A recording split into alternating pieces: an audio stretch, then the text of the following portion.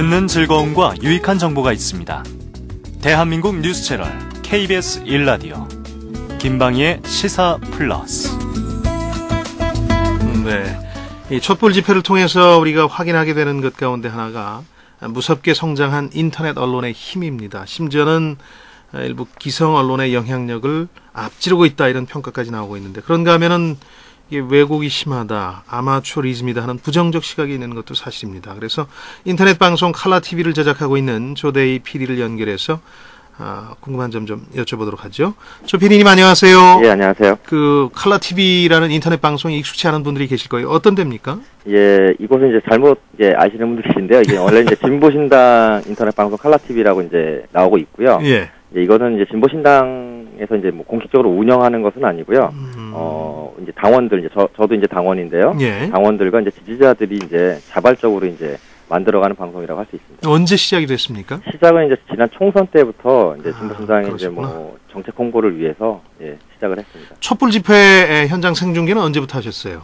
저희가 5월 9일 날 시작을 했고요. 예. 원래 이제 매일 하는 거는 아니었어요. 근데 이제 24일에 이제 거리로 이제 그 참가자분들이 나가시면서 예. 그때부터는 이제 매일 하게 됐습니다. 상당히 그 큰 화제가 되고 있던데, 당초에 뭐 이런 반응을 예상하셨던 건 아니죠?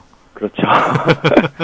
그 어떻게 중계를 합니까? 그 중계 방식이 상당히 궁금한데요.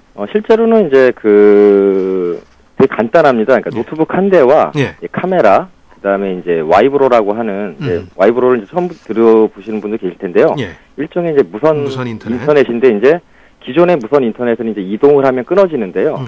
이 와이브로 같은 경우에는 이제 이동을 하면서도 그 인터넷 접속이 가능한 거죠. 예. 그래서 노트북에 이제 그 뭐 카메라, 그러니까 캠코더죠. 캠코더를 연결을 하고요.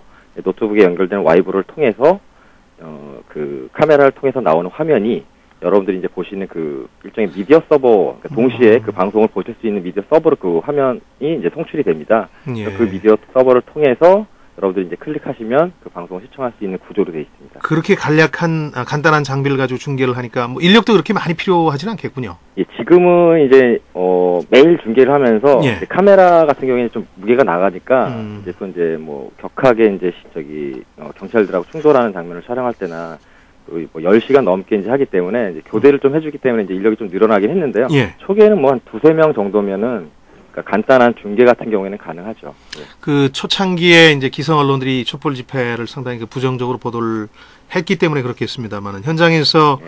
기성 언론들보다 더 취재하기가 쉽다, 이런 얘기들도 하던데 실감하십니까? 예, 이제 뭐 예를 하나 들자면 예. 지난 아마 31일하고 6월 1일 사이일 텐데요. 아마 예. 많은 분들이 아실 텐데, 이제 진중권, 저희들 이제 리포터로 활동하고 계시는 그렇죠. 이제 진중권 교수님께서 이제 연행을 당하셨는데요. 이게 그 시위대 쪽의 최전방이죠. 최전방으로 이제 이동을 할 때는 보통 이제 주류 미디어 쪽에서도 이제 보통 이렇게 뭐랄까 좀 표현을 하자면 욕을 먹는 이런 그렇죠. 언론들은 이제 접근하기가 굉장히 힘들어요. 예. 찍지 말라고 이제 저기를 하고요. 예. 저희들 같은 경우에는 이제 몇몇 그 방송을 하시는 분들하고 저희들 같은 경우에는 이제 길을 이렇게 비켜주십니다. 굉장히 이렇게 복잡한데도. 예. 그런 데서부터 이제 벌써 차이가 나죠. 자, 이제 부정적인 면에 대해서도 좀 여쭤보도록 하죠. 어찌됐든 현장을 생중계하는 과정에서 진실을 보도해야 될 텐데, 예. 이제 훈련이 많이 된 기성 언론인들에 비해서 그런 훈련을 특별히 따로 받지는 않았을 테니까 왜곡될 가능성은 없을까요? 충분히 있죠. 그러니까 그렇죠. 일종의 그러니까 양가성이 있다고 봅니다. 그러니까 그래요. 뭐 예. 이제 지금 뭐 괴담 이야기도 나오고요. 예. 실제로 확인되지 않은 것들이, 그러니까 저희들한테도 이제 그 제보들이 많이 들어옵니다. 예. 그러니까 뭐 지금 어디서 뭐 이런 일이 발생하고 있습니다. 이거 보도해 주세요 이러는데 이거를 확인하지 않고서 이제 웬만하면 이제 저희도 안 하려고 하고 있고요. 그래서 이제 그런 부분들을 이제 상당히 조심하고 있죠. 대중영합적인 분위기에 휩쓸릴 수도 있지 않습니까? 예를 들어서 시위나 예. 집회 참석자들의 분위기를 좀 반영해야 되겠다는데 지나치게 압박감을 느끼지는 않는지요? 일단 이제 저희들은 처음에 이제 시작을 할 때 예. 단순하게 이제 시위대 자체를 중계만 하는 형태로 생각을 하지는 않았고요. 예. 저희들은 이제 일종의 오픈 스튜디오를 차려지고 거기서 한 2시간 정도 이제 뭐 시민들 분들의 목소리를 듣고요. 그다음에 이제 전문가분들 초청을 하고 그 얘기 들은 다음에 촛불 문화제가 끝나고 이제 행진을 시작하게 되면 이제 그때 이제 또 리포터들이 이제 다니시면서 시민들 인터뷰를 하거든요. 예. 최대한 이제 저희들은 이제 시민들한테 마이크를 주자라는 취지로 시작을 했습니다. 예. 네, 그러니까 기성 언론과 달리 예. 참여를 시킨다는데 그렇죠. 좀 방식의 차이가 있군요. 예, 예. 자, 이번 촛불 집회는 언론 환경에서 보자면은 큰 이제 과도기다 이렇게 지적하는 분들도 많습니다. 즉 현장주의, 인터넷 언론들의 어떤 그 현장주의가 빛을 발한 계기다. 예. 그래서 기성 언론의 권위는 오히려 상대적으로 떨어진 사건으로 기록될 것이다. 이런 분들이 많은데 예, 예. 다만 그 아까 말씀드린 그런 부정적 영향을 최소화하면서 인터넷 언론들이 나아가야 될 텐데 앞으로 어떻게 전망하십니까? 언론 환경을? 일단 지금 뭐 아까 금방 말씀드렸지만 그 뭐 디지털 기계가 굉장히 접근하기 쉽게 됐고요. 예. 뭐 서버 문제 이제 서버가 실제는 굉장히 가격이 비싸요. 그러니까 한 5,000명 정도가 그러니까 동시 접속을 하려면 뭐 한 달에 3천만 원이라는 돈이 들어가거든요.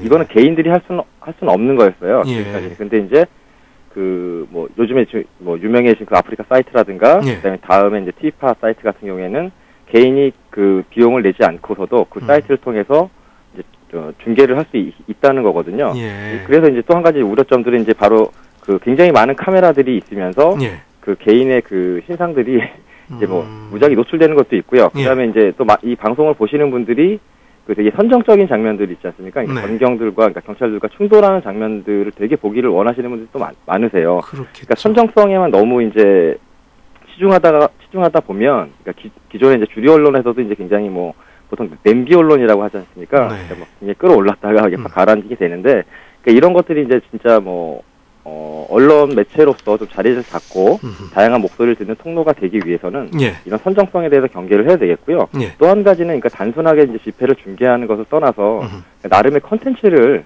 좀 강화해야 되지 않을까라는 생각이 들어요. 그러니까 그런 점에서도 사실은 이번 촛불 집회가 상당한 예. 계기성을 마련해주고 있다 이렇게 봐야 될 텐데 예. 그나저나 오늘 또 고생을 하셔야 되겠군요. 예. 인터넷 방송 칼라 TV를 제작하고 있는 조대희 PD였습니다. 고맙습니다. 예, 고맙습니다.